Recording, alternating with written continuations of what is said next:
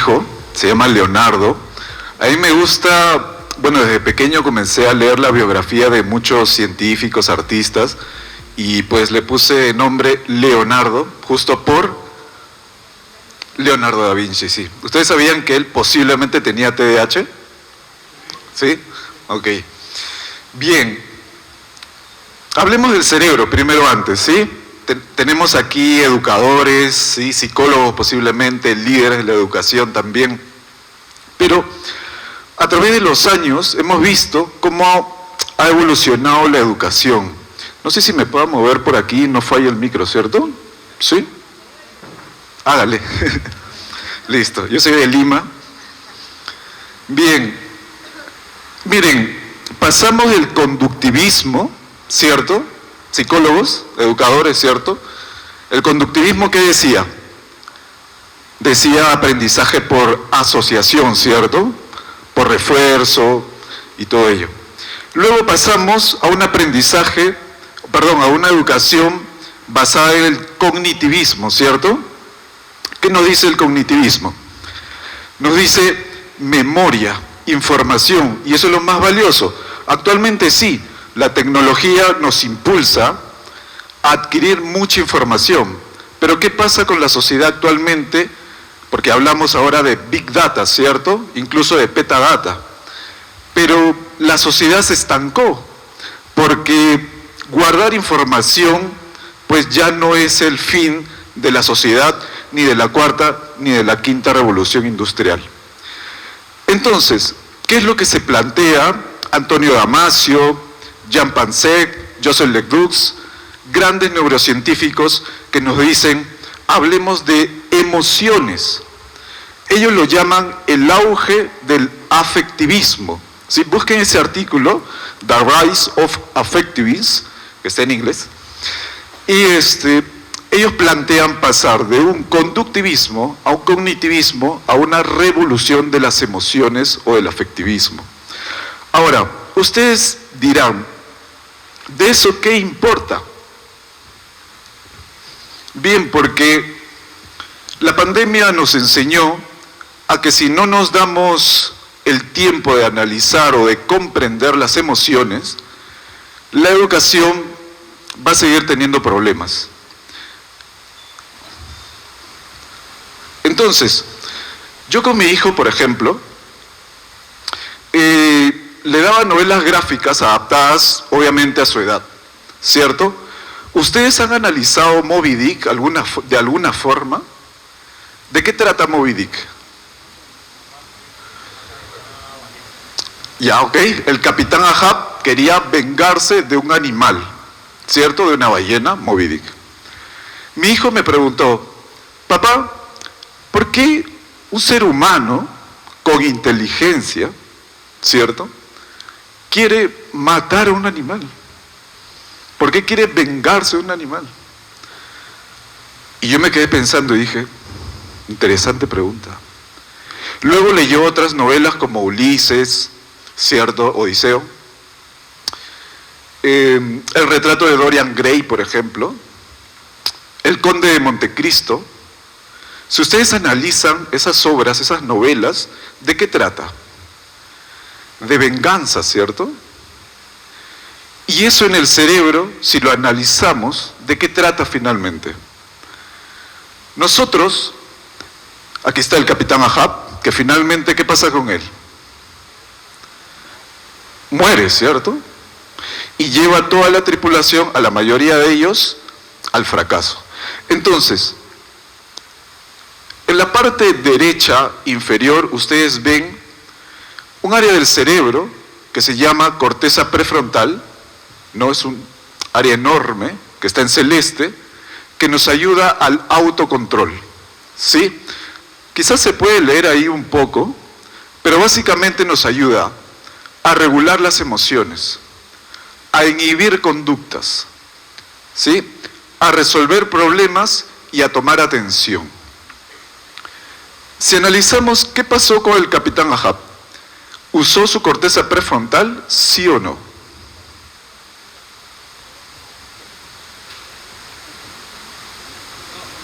¿No? Miren, a partir de una novela clásica, ¿no? Un niño de 8 años puede analizar el funcionamiento del cerebro.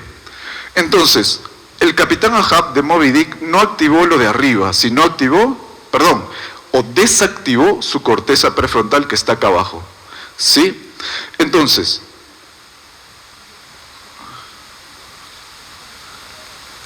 bueno, voy a acercarme. Entonces, analicemos esta parte de aquí.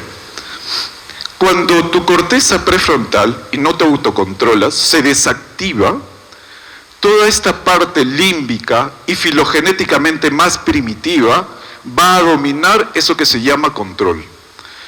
Va a haber una exageración de dopamina y norepinefrina en todo nuestro sistema nervioso. Y eso hace que ustedes pierdan el control. ¿Ustedes han perdido el control? ¿Sí? Posiblemente, ojo, hipotéticamente, su corteza prefrontal se desactivó. Cuando aplicaron una técnica de autocontrol, posiblemente su corteza prefrontal dominó las emociones. Pero no hablo de una dominancia, digamos, de represión, porque si nosotros guardamos y reprimimos nuestras emociones, estamos haciéndonos un daño. Y eso impacta, como decía el doctor, en nuestra epigenética. Bien, ahora hablemos, esta foto de la derecha es real, ¿sí? Rebecca Sachs introdujo a una madre con su hijo, ¿no? Un bebé recién nacido. Esta foto es increíble porque es muy complicado que un bebé se quede quieto en una resonancia magnética, ¿cierto, doctor? ¿Cierto? Entonces, apenas surge un movimiento, ¿cierto? En el escáner cerebral, todo se difumina. Pero en ese momento, la madre y el hijo estuvieron ahí en un escáner cerebral. El segundo punto del cual quiero hablarles es del vínculo emocional. ¿Ustedes docentes tienen vínculo emocional con sus estudiantes? Sí. ¿Es positivo o es negativo? Por ejemplo, ¿qué le gusta a tu estudiante llamado Carlos?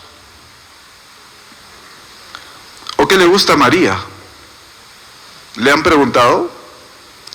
Nos hablaban de la pasión, pero si nosotros no sabemos qué le gusta a nuestro hijo también, o hija, ¿cómo vamos a descubrir su pasión para el futuro? ¿Cierto?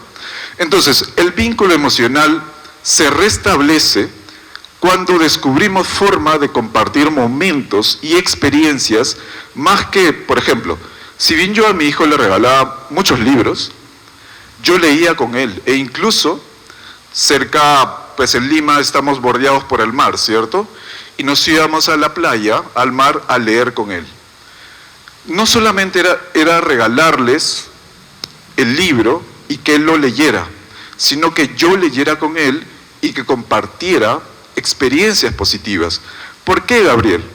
Porque eso afianza el vínculo emocional positivo con ellos. Entonces, esta reciente investigación que tiene días de haber salido, lo que descubrieron es que al darle este tipo de vegetal en la parte superior, pero le dieron por una forma muy especial en el líquido amniótico para que el feto lo pudiera saborear, ¿sí? Miren el rostro que transformó al darle, ¿no?, los químicos de esa verdura, ¿cierto? Ahora vemos la imagen de abajo. ¿Qué pasó cuando le dieron el sabor a zanahoria? Sí, es real, búsquenla. Entonces, miren, ¿cuánto afectamos las emociones, entre comillas, porque todavía aquí no exactamente podríamos hablar de reacciones emocionales, pero sí fisiológicas, que se pueden interpretar como emociones, ¿sí? Y cómo la madre, todavía en el feto, ya puede ir generando esos vínculos. ¿Ustedes creen que el feto siente emociones, sí o no? Cierto. Cuando la mamá tiene miedo o ansiedad, transmite ciertos químicos, ¿cierto?, a ese futuro bebé. Bien, y hay algo importante. Se ha demostrado que cuando en un aula de clases el docente sincroniza sus ondas cerebrales, el docente, el líder, sincroniza las ondas cerebrales con sus estudiantes, adivinen qué pasa.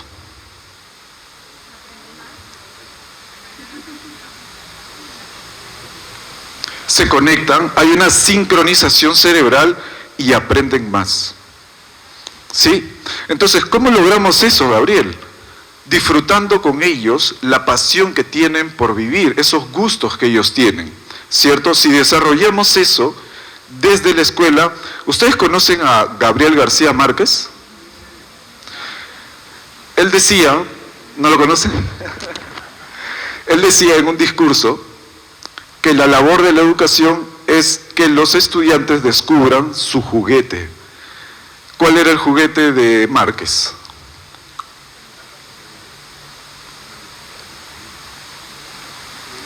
Escribir.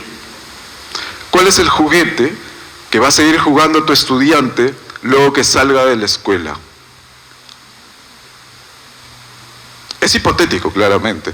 Entonces, cuando nosotros formamos un vínculo, por ejemplo, ahí ven a una mamá con su hija, ustedes están enamorados, ¿cierto? Cuando nos enamoramos, repetimos el comportamiento de esa persona que queremos, ¿cierto? ¿Sí o no? A veces, si esa persona se agarra el rostro, nosotros también nos agarramos el rostro y cosas así. O cuando ella bosteza, nosotros bostezamos, ¿cierto? Sincronización de comportamiento. Número 2, también cuando tenemos un vínculo emocional positivo, el ritmo cardíaco se sincroniza. Número 3, la oxitocina, los niveles de oxitocina de mamá e hijo también pueden sincronizarse siempre y cuando hay un vínculo emocional. Y número 4, ya les daba el ejemplo, las ondas cerebrales también se sincronizan. Lo que hablaba nuestro doctor aquí es que la neurociencia social ya se está investigando. Y aquí hay unos aportes muy interesantes del Centro de Investigación de Yale, ¿cierto? Y entonces está en nosotros poder aplicar todo este conocimiento de la neurociencia, porque con esto me despido. Las emociones, a ver, yo les pregunto, ¿el miedo es universal, sí o no?